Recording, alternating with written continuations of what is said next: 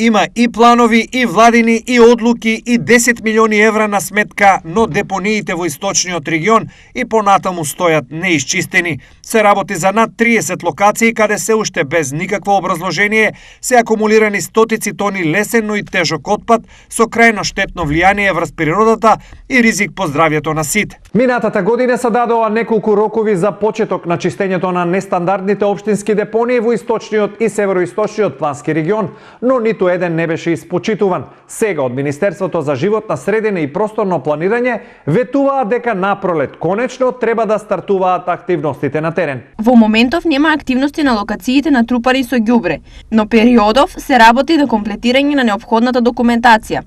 Некои од локациите воопшто не се вметнати во урбанистичките планови, што па го невозможува добивањето на градежните дозволи кои е неопходно да се издадат пред да започне постапката за рекултивација на создадените депонии. Објаснуваат од Министерството за екологија.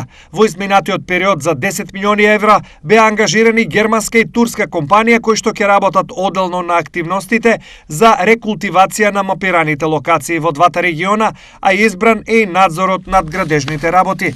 Целокупната постапка подразбира стопирање на тамошното фрлање отпад од страна на општините на постојните депонии, чистење на постојниот кумулиран комунален отпад на овие локации, оградување на целокупниот простор, но и обврска за јавните комунални претпријатија да водат грижа за локациите по постапката за рекултивација. Престојните активности што треба да започнат пролетва се прва фаза од целокупната постапка за затварањето на депониите и ѓубриштата во источниот и североисточниот плански регион.